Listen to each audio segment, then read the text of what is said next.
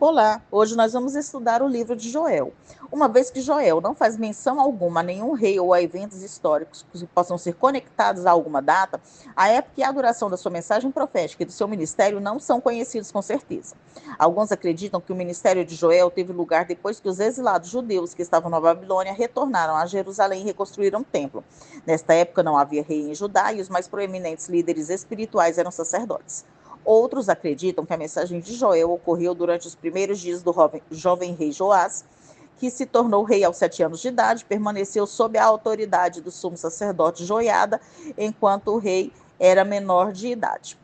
Esta situação poderia explicar o fato de que Joel menciona frequentemente sacerdotes, mas nunca mencionou um rei. Este parece ser o período mais provável para o ministério de Joel, uma vez que acontece antes da destruição de Jerusalém pelos babilônios em 586 a.C. E parte da profecia de Joel fala do futuro desastre em Judá. Além disso, o tema profético de Joel e seu estilo de escrita são mais próximos dos temas e estilos dos profetas do século 8, como Amós, Miqueias e Isaías, do que dos profetas do período posterior ao exílio, como Ageu, Zacarias e Malaquias. Estes e outros fatores favorecem uma data para o livro no século 9. A situação imediata de que trata o livro foi uma invasão de gafanhotos e uma grave seca. Esta combinação de desastres naturais devastou a terra e o povo de Judá em praticamente todos os níveis da sociedade. A capacidade de uma grande praga de gafanhotos despir praticamente tudo que é verde em muitos quilômetros quadrados está bem documentada naquela parte do mundo, nos tempos antigos e também modernos. Joel falou e escreveu por causa de 2 desastres naturais e o potencial ameaçador de uma invasão militar estrangeira em Judá. Havia 3 elementos no seu propósito. Primeiro, convocar o povo e os seus líderes para que se congregassem para uma ocasião de oração desesperadamente intensa. Segundo, incentivar o povo ao arrependimento e a retornar humildemente ao Senhor com jejuns e orações pedindo a misericórdia de Deus. E terceiro, registrar a mensagem profética de Deus de encorajamento e bênção para os que se arrependessem sinceramente.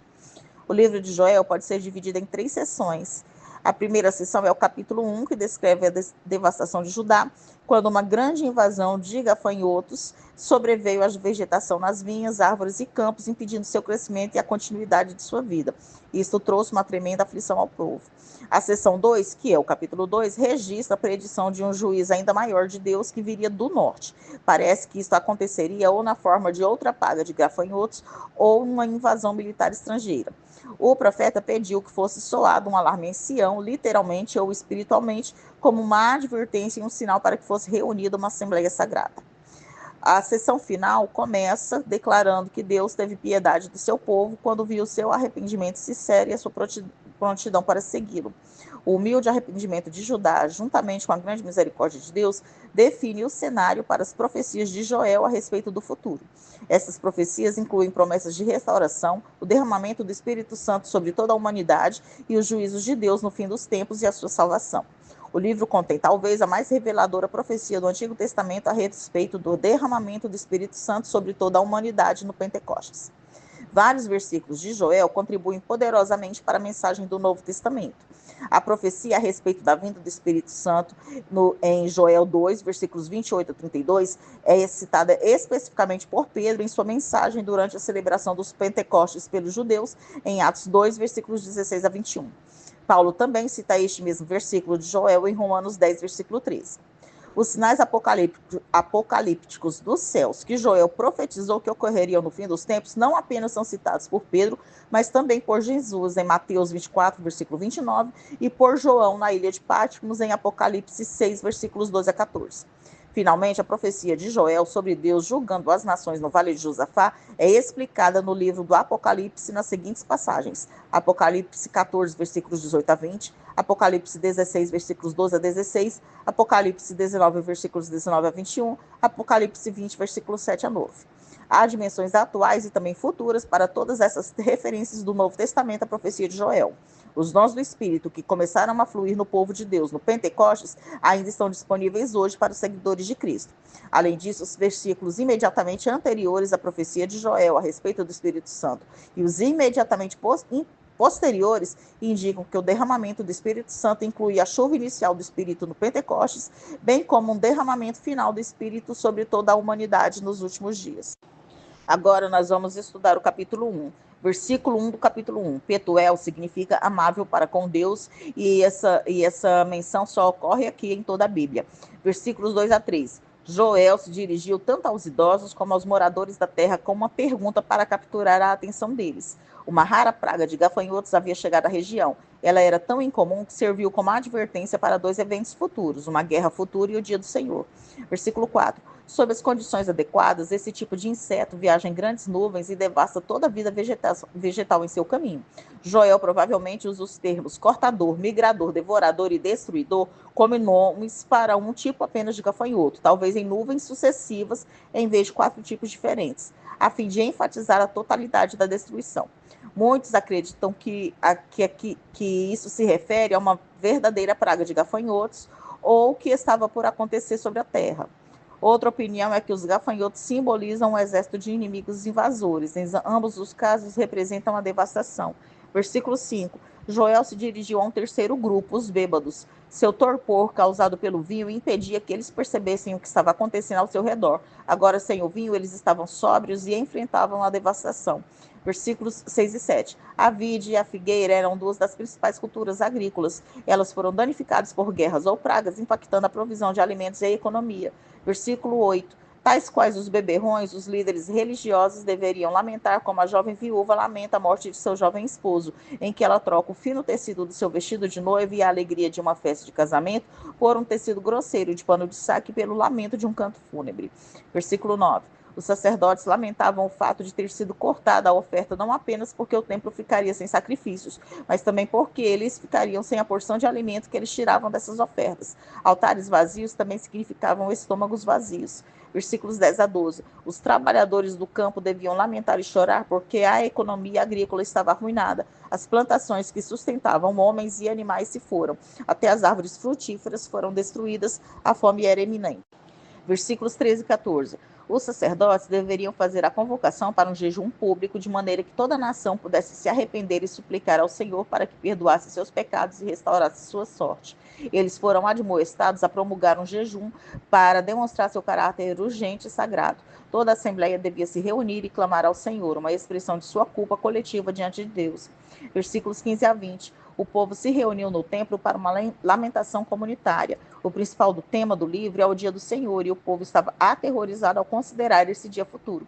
Seria um tempo em que o Senhor Deus castigaria os pecados e julgaria as nações. O povo sabia que era pecador. Eles estavam sem comida e não tinham como oferecer sacrifícios de comunhão para sua comunhão com Deus. Os celeiros de cereal estavam vazios. A praga parece ter aumentado com uma seca e talvez com o fogo, de modo que os pastos foram destruídos.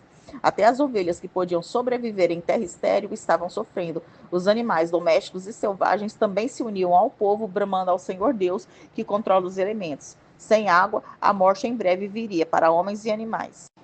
Agora nós vamos estudar o capítulo 2, versículo 1 do capítulo 2. Os comentaristas se dividem quanto à identidade do exército invasor do norte descrito neste capítulo. Alguns o veem como sendo uma descrição simbólica da invasão de gafanhotos do capítulo 1. Outros veem tropas inimigas literais procedentes do norte descritas como gafanhotos invasores. Que seja de homens ou de insetos, esse exército representa a força do juízo do Senhor Deus, que advertiu o povo por intermédio de Joel. A referência ao Santo Monte e a menção de Sião são os primeiros indicadores geográficos em Joel. O profeta foi chamado para soar o alarme para a nação desde Jerusalém, onde ficava o templo. Versículo 2. Essas características descrevem a escuridão de uma invasão de gafanhotos, tão espessa que barra o brilho do sol com sua nuvem mortal de insetos vivos. Versículo 3. O vindouro exército destruidor seria como um fogo florestal ou como uma invasão de gafanhotos. O paraíso seria transformado num deserto. Versículos 4 e 5. Esse exército de gafanhotos correria como cavaleiros. O estrondo ensurdecedor de sua investida e o ruído de um incêndio florestal são comparados aos sons ouvidos no vindouro dia do Senhor. Versículos 7 e 8. O exército não pode ser impedido de continuar em seu curso, pois cada membro das fileiras unificadas avança. Ele executa suas ações à vontade, movendo-se de fora para dentro. Versículos 9 a 11. Joel continua a interação de soldados com as margens e ações de uma praga de gafanhotos. A nuvem de gafanhotos come tudo que há nos campos e então chega à cidade, e por fim às casas. Assim também exércitos invasores rompem os muros da cidade e então saqueiam as casas. Joel emprega a linguagem do fim dos tempos e vai além do que acontece em invasões normais de gafanhotos ou exércitos. O próprio céu está agora engajado. O Senhor Deus e seu exército celestial estão prontos para causar grande destruição. É chegado o dia do juízo. Versículos 12 e 13. O ato de rasgar as próprias vestes era um sinal de pesar, luta ou desespero. Deus estava dizendo às pessoas que ele não desejava uma demonstração externa e visível de tristeza, sacrifício ou arrependimento. Em vez disso, ele desejava corações sinceramente partidos e arrependidos pelo pecado. Isso levaria ao verdadeiro arrependimento, uma mudança de atitude e sentimento com relação a Deus e uma prontidão para se afastar dos caminhos egoístas, para seguir a Deus e seus planos. Versículo 14. A pergunta, quem sabe, expressa esperança baseada no fato de que Deus é livre para escolher perdoar ou castigar. Versículos 15 a 17. O som da trombeta convocaria o povo para uma assembleia solene para adoração e súplica. Todos deveriam ir, do mais velho ao mais jovem. A situação era tão grave que até mesmo os recém-casados foram exortados a comparecer. A consumação do casamento podia esperar. Os sacerdotes recebem instruções especiais porque devem liderar a expressão de lamentação e súplica da nação. Versículos 18 e 19. Joel anuncia a decisão do Senhor de desviar seu juízo e poupar a nação. Suas bênçãos pactuais serão restauradas e o povo será protegido de seus inimigos. Versículo 20. Embora alguns intérpretes afirmem que esse exército do norte é um exército de gafanhotos, a linguagem da passagem torna difícil essa visão. Quase todas as invasões militares sofridas por Israel vieram do norte, de modo que é difícil identificar também um exército específico.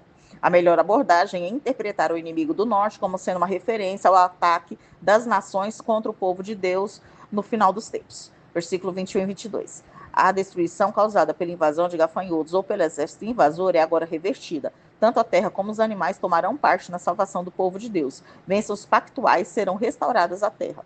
Versículos 23 e 24. Israel dependia das chuvas de outono e de primavera para o cultivo e a prosperidade da terra. O Egito podia irrigar suas plantações com a água do Nilo, mas Israel precisava da provisão especial de Deus. Versículos 25 a 27. Os gafanhotos servem como símbolos de todos os exércitos invasores que atacaram Israel e dizimaram a terra. Vários intérpretes antigos chegaram a listar as nações inimigas. Qualquer uma delas podia estar em vista no livro de Joel. O fato de Deus chamar uma força militar pagã de o meu grande exército recordava a Israel que o Senhor Deus é o soberano Senhor da história. Ele está no controle de todas as nações e elas finalmente cumprem os propósitos divinos, independentemente de suas intenções. Por mais importante que seja o alimento, a maior de todas as bênçãos é a presença do Senhor e o conhecimento dele. Versículos 28 e 29. A promessa do Senhor Deus no livro de Joel sobre o Espírito não era para poucas pessoas, mas para todos os que crescem. Essa profecia de Joel foi parcialmente cumprida nos dias de Pentecostes, em Atos 2, versículo 21, bem como no Pentecostes getírico, em Atos 10. E o cumprimento tem continuado por toda a era da igreja. O cumprimento final ocorrerá na conversão do povo judeu. Versículos 30 e 31. A extensão universal dos eventos que anunciam um grande e temível dia do Senhor é aqui enfatizada. Fenômenos celestiais inconfundíveis serão sinais da iminente chegada da ira de Deus no dia do Senhor. Versículo 32. A despeito do pecado da nação, Deus prometeu cumprir suas alianças incondicionais feitas com Noé, Abraão, Davi e a nova aliança. Um futuro remanescente de judeus herdará as bênçãos prometidas. Agora nós vamos estudar o capítulo 3, versículos 1 e 2 do capítulo 3. O vale de Josafá, que significa o vale onde o Senhor julga, é também chamado de vale da decisão, no versículo 14, e pode ser uma referência ao vale de Megido, na região centro-norte da Palestina. Aqui Deus executará juízo sobre as nações que se reunirão para destruir Jerusalém e o povo de Deus na batalha culminante da história. Mais importante que a sua localização física, no entanto, é a mensagem de que Deus defenderá e resgatará o seu povo fiel e um dia destruirá todo o mal, tudo aquilo que for maligno. Versículos 3 e 4. Além de lançar sortes sobre os prisioneiros, crianças indefesas foram negociadas e vendidas para a prostituição. A acusação formal contra Tiro e Sidom e as regiões da Filístia diz respeito ao seu envolvimento na captura e comércio de israelitas como prisioneiros de guerra. Ambas as regiões haviam vendido israelitas como escravos aos gregos e para Edom. Versículos 5 a 8. Os crimes desses inimigos não eram apenas contra Israel, mas contra o Senhor Deus. A prata e o ouro que eles levaram era do Senhor. Os escravos eram levados para longe até a Grécia. Os israelitas foram exilados para o noroeste, de modo que aqueles que os exilaram seriam enviados para o sudeste. Mas os filhos dos judeus é que se tornariam os escravizadores e enviariam os escravizados para os sabeus, uma terra distante. Versículos 9 e 12 a 12. As nações devem estar preparadas para a guerra, ainda que isso não seja bom para elas, porque Deus virá contra elas com seu invencível exército celestial, trazendo grande destruição e juízo. A preparação para a batalha é tão abrangente que até os implementos agrícolas precisam ser transformados em armas de guerra. Versículos 13 e 14. Esta passagem descreve o juízo de Deus como uma colheita que está pronta para ser ceifada e colhida do campo. No fim dos tempos, o povo estará maduro para o juízo, porque a sua malícia é grande. Versículos 15 e 16. Em meio à confusão cósmica e militar, o povo de Deus é mantido seguro e poupado da destruição. Versículo 17. O julgamento e a salvação levam ao conhecimento do Senhor da aliança, sua presença e a remoção da vergonha do povo. Sião é a fortaleza original, que aqui representa a promessa de íntima habitação de Deus entre seu povo. Jerusalém será santa, onde Deus está presente, tudo é purificado, e até mesmo os feitos comuns se tornam atos de santa adoração. Nada inaceitável é encontrado num lugar de tanta santidade.